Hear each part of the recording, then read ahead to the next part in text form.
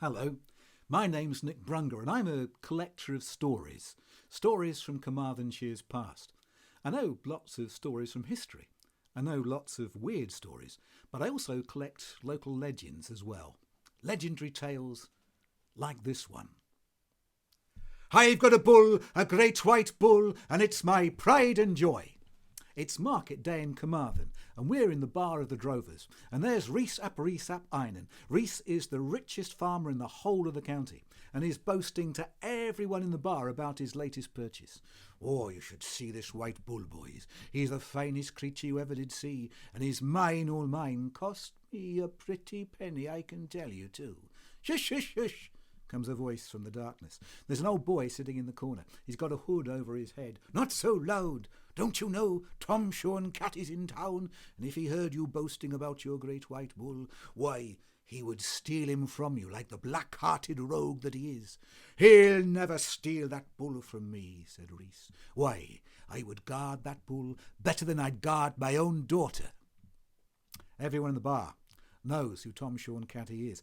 He's the Welsh Robin Hood. He's the man who steals from the rich and keeps most of the money himself, although he is very good and very generous to the poor.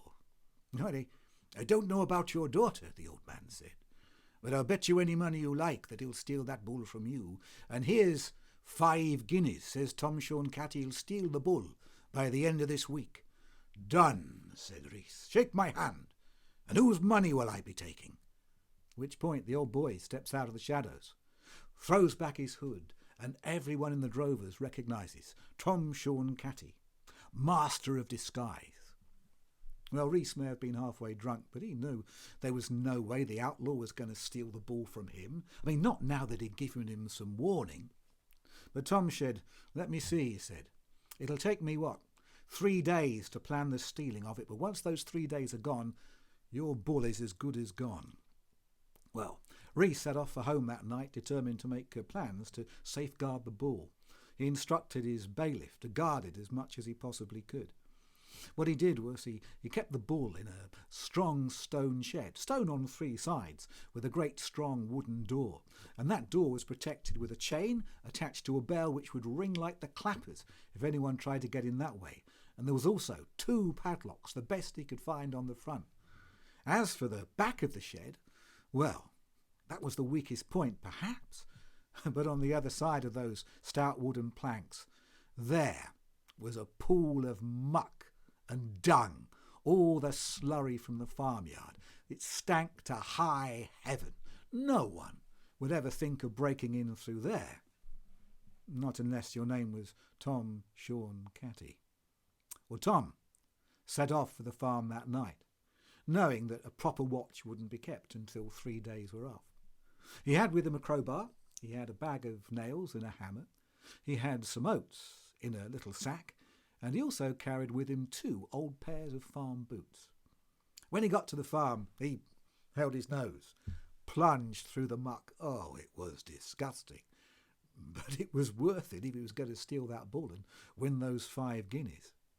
Once he got to the other side, he used the crowbar just to lever up the first couple of planks. Then he wriggled his head and shoulders through onto the other side and immediately felt a hot, sticky breath on the back of his neck.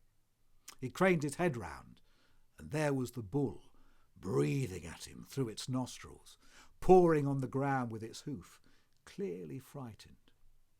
A lesser man would have been absolutely terrified. But not Tom Sion Cati. He was an old hand at cattle rustling. He knew exactly what he was going to do.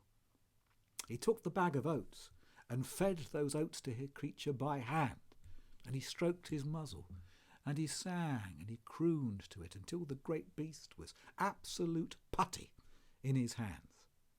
Then, once the bull was nice and calm, he wriggled the rest of him through the fence, and he took the boots he had with them, and he tied 1 pair of boots on the front legs of the bull, facing the usual way forwards, but the others he tied onto the back legs, facing backwards.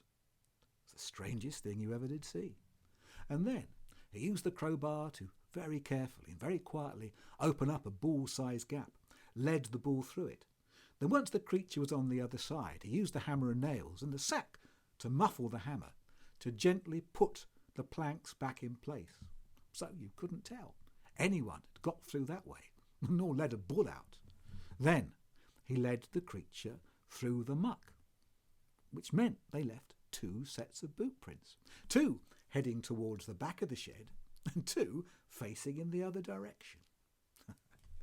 If you had been there that night, you would have seen a man, quite a dirty man, on the back of a bull with dirty legs.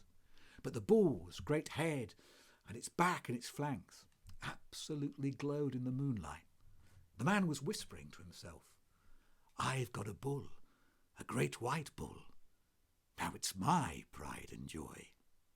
Oh, the next morning the farm woke up to anger and to great shouts, consternation. The bull had gone, but how the heck had it happened? Reese scratched his great head, he couldn't work it out.